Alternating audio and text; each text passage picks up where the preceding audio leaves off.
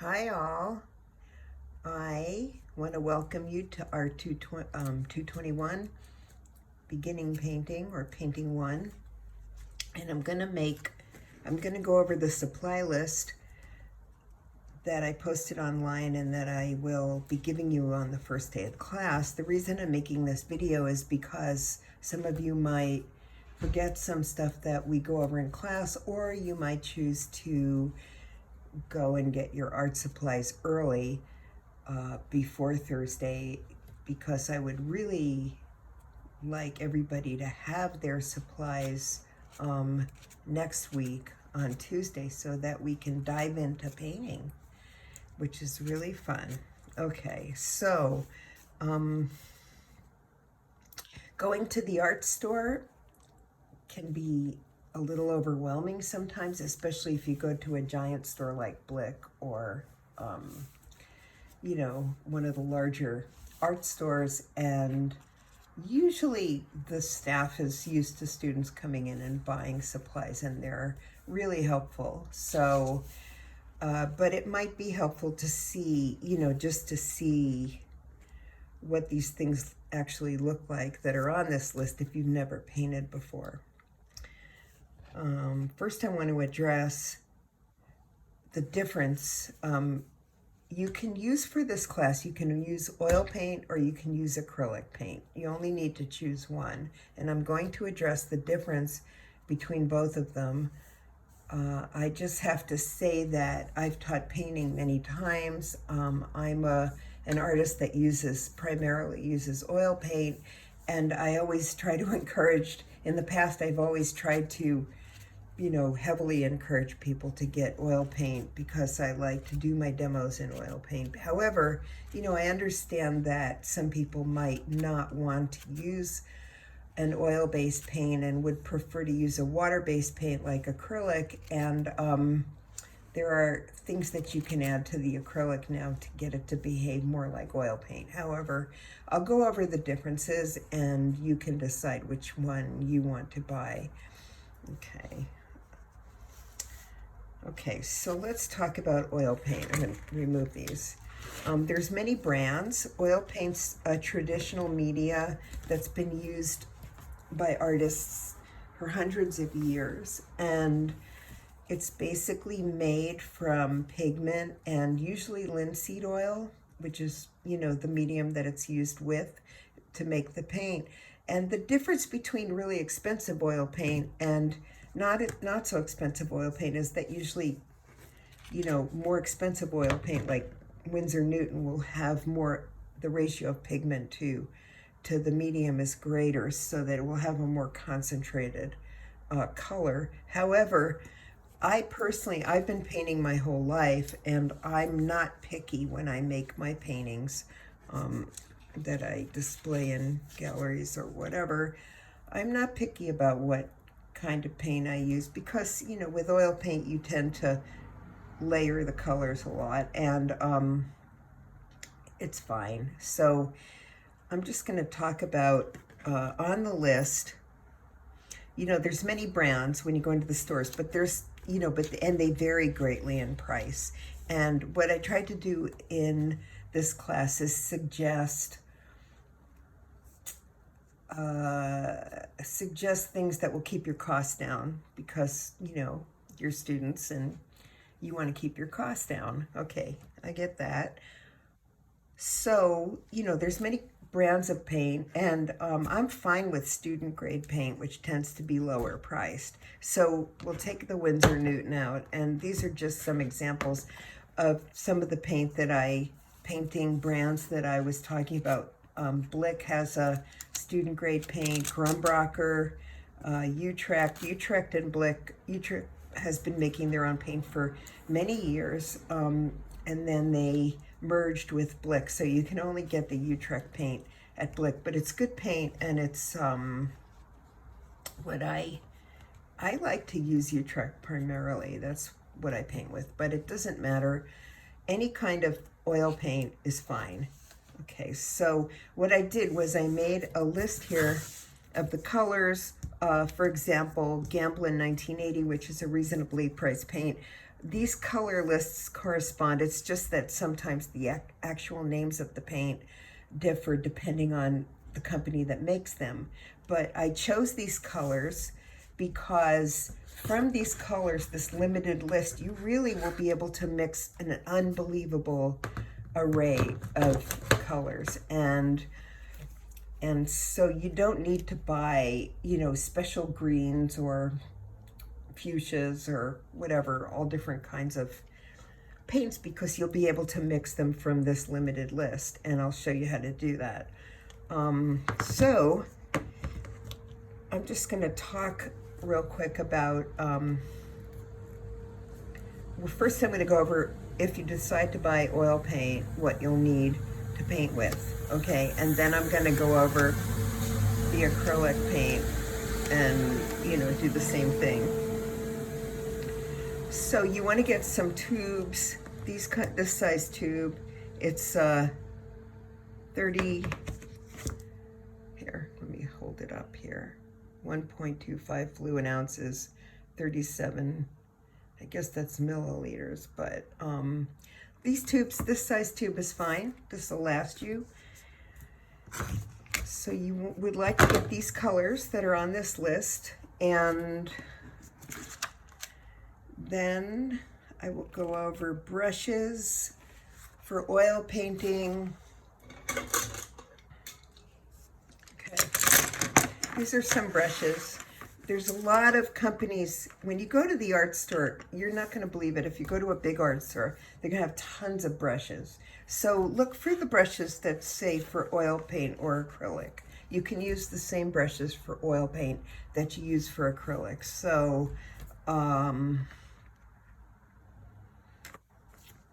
just want to show you some of the sizes of the brushes vary depending on who makes them. Sometimes a number 6 brush with one company will be slightly different than a number 6 brush with another company. But the basic thing is that, you just get a few medium brushes. Let's see what's on this list. You'll need like 3 to 4 brushes of various sizes and styles, and I would say get like a number 2 round brush.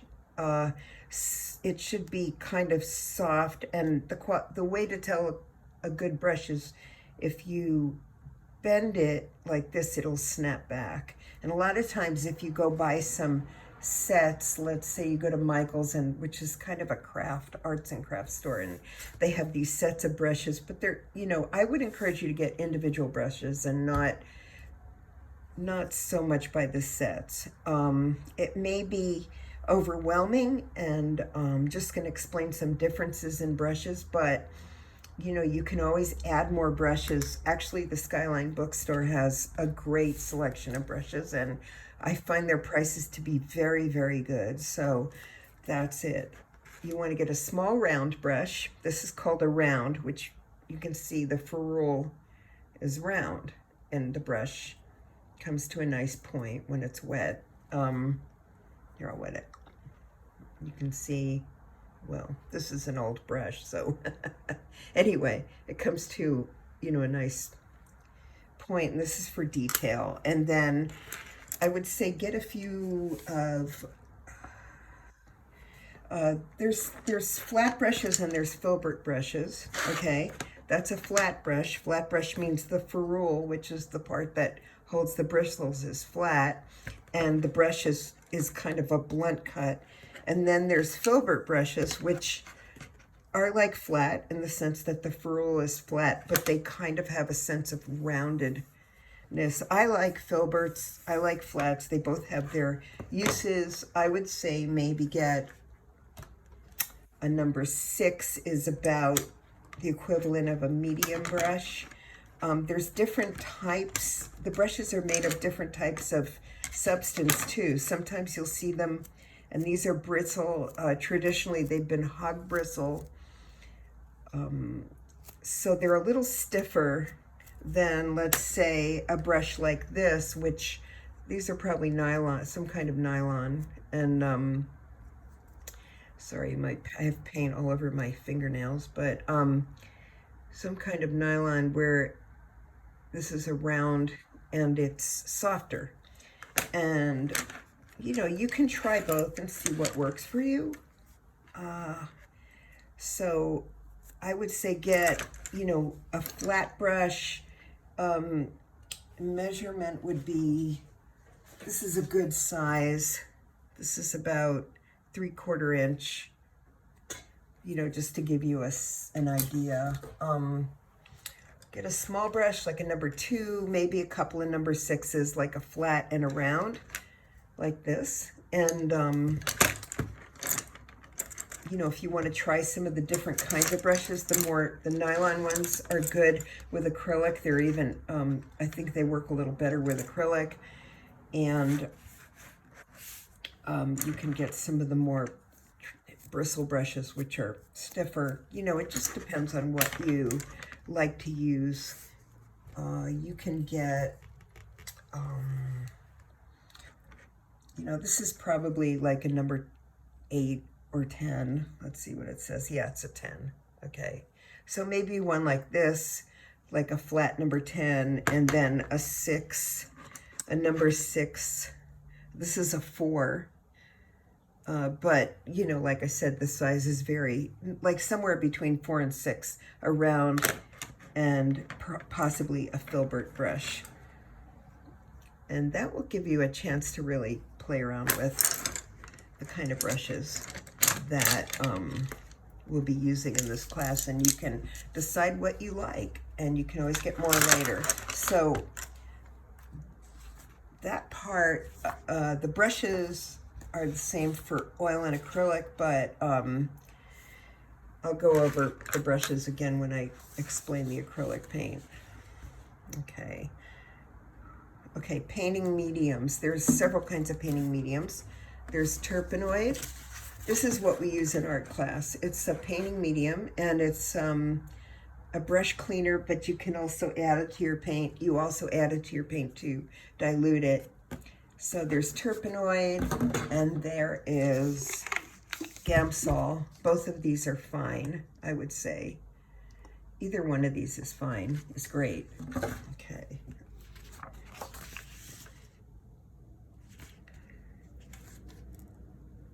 There's something called terpenoid natural, although for some reason I haven't been able to find it in the art stores.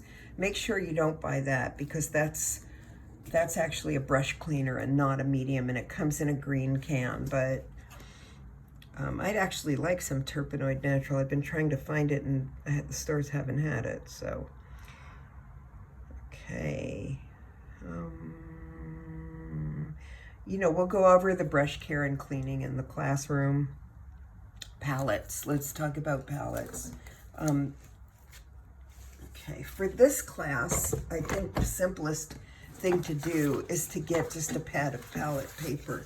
And there are many brands of palette paper. It doesn't matter. Some of them are gray, which is nice when you're mixing your colors to have a neutral gray background, but it doesn't matter. So if you see the palette paper and it's gray, it's fine. I don't care. This is Jack Richardson and Company palette paper. And I would say get like a 12 by 16 pad. Here's a Blick one, and this one is, oops, white. The nice thing about this is, you know, you can put all your paints out. When you're done, you throw it away. And so you don't have to constantly dispose of, clean the palette, which is sometimes kind of a lot. Okay. All right, so I also want you to get a palette knife. They come in many sizes, like, you know, they'll look like this. Doesn't matter which one you get, I don't care. And these are metal. You can also get plastic ones, that's fine too. You know, like I said, I want to just keep the price down on this stuff, so whatever kind of deal you find at the art store is fine with me. These are used, I'll show you, these have many uses, but we'll learn about that when we're painting. Okay, supports. For starting out for this class, we'll talk more about supports later on, but for starting out for this class, this is a canvas board. It's flat. It's cheap. It's flat and inexpensive. You know, it's firm and it still has the plastic on it, so it's reflecting my light. But you know, you just for starting out for this class, you want to get a few of them, I think 5 or 6.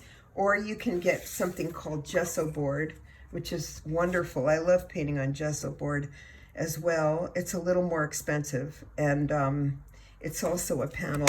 It's like a masonite panel that's been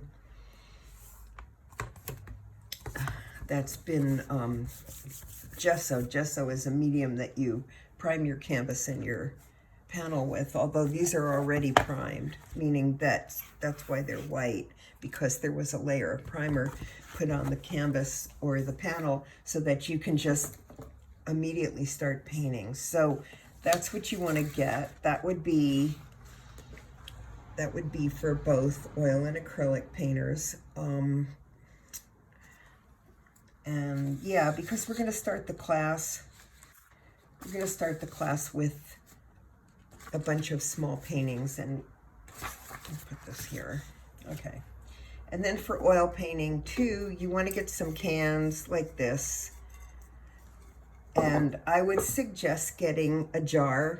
I use these Classico jars, they're great. You know, something with a good lid to keep your used Turpenoid or Gamsol in, and I'll go over that in class too. But if you could just bring in like a pasta sauce jar or whatever, just something with a good lid. They have these things called silicoil brush cleaners. They're like I don't have one, but you know, if you want to buy one at the art store, they're like, it has a coil inside, and it has a lid, and the coil helps you clean the brushes, but it's not that necessary. So it's just a kind of cool thing to get. Okay. Other supplies. Okay, I think I'm going to go over the acrylic paint before I get too far. Okay, the thing with acrylic paint was developed in the 1930s and was started getting used by artists in the 1960s. And you know, acrylic has these are the basic differences between oil and acrylic, okay? Acrylic, when you use the acrylic without any mediums blended into it, it dries really fast, which I've always found really difficult when it comes to working in a painting. I like the painting to stay wet and not dry so fast. So, you know, but the colors and the way the paint looks is very similar. Acrylic also, it's a water-based paint, but the difference between acrylic and gouache and watercolor is that acrylic, once it dries, you can put water on it. It's not going to reactivate the paint. There are several brands of acrylic as well. For this class and for painting in acrylic, I would suggest getting the better brands, because I find that some of the other brands like the Blick and the student grade basics and stuff like that, they have their ratio of pigment to medium is greatly different, and the quality of the paint is really hard to work with. So I would suggest getting Golden, Liquitex, or Utrecht. Utrecht you'll find at Blick. That's what I would suggest. The tubes are the same size as, these are two fluid ounces. You know, they're the smaller tubes, this size tube. And so the supply list for the acrylic paint is, so, you know, I would say get Golden heavy body or Liquitex heavy body, or Utrecht acrylic is fine. And these are the colors. The colors are comparable to the oil paint colors, same thing. It's just acrylics. Also, I'm gonna say that if you do decide to get acrylic paint, get some of this stuff. It's a retarder. It doesn't have to be golden. Ask the art store for retarder, something to slow the drying time. So it says additive for slowing drying time of acrylic paints and mediums, just to get it to behave a little bit more like oil paint, so we're all on the same page. Because a lot of times I like to do my demos in oil. I will do some acrylic demos as well, but hopefully the paint with the retarder will behave a lot like oil paint, and it won't be, when I'm addressing how to paint, it's not going to be that much different. So, okay, there's also, let's see, there's also gloss glazing liquid, slows the drying time, and extender for this kind of extends the color. It gives you more, it's like adding more medium to your color to make it, to get more out of what you put on the canvas. But I would say for now, get the retarder if you can. Okay. For brushes for acrylic, they're going to be the same thing for oil and acrylic. You might want to go with the brushes that are a little softer if you're going to get acrylic, and maybe not get these guys. These are okay, actually, for acrylic. As long as the brushes aren't too stiff. You want it, want it to feel somewhat soft. But it's the same brushes that we're going to use for oil and for acrylic. Okay. The same deal with the palette knives, the palette paper that I went over in this video. Let's see what else. For acrylic painters, you don't need medium, you don't need Gamsol or anything. You can just use like a plastic yogurt container and water. The difference between acrylic and oil is that you're going to clean the oil paint off the brushes using painting medium and then soap and water. With acrylic, you just use soap and water and it'll come off. So I think that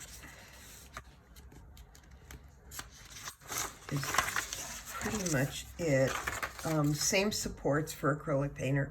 So everything for acrylic painting is the same as oil painting. The only difference is that with acrylics, you don't need the painting medium, you just need water, and everything else is, is exactly the same. Oh yeah, one more thing I want you guys to get, which is get a pad of canvas paper. We're not going to be painting on this. I have a project that we'll use this for that's really fun, but what I want you to do is get this canvas paper. It's called, it's actual canvas, but it's just comes in a pad and it's less expensive. And I want you to get this for some of the color mixing exercises I'm going to give you, and for another exercise that we do where we do several really fast paintings. So get 10 sheets of this.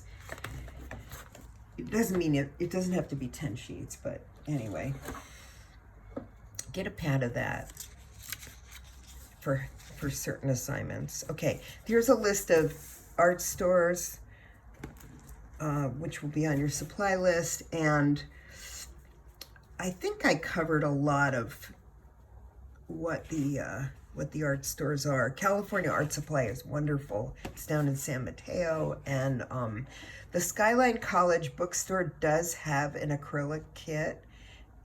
They didn't put together an oil kit, but you can buy the acrylic kit. I think it's like $110 or something, and you can buy it, and it has everything you need in it, except the retarder, which you'll have to get because I added that later.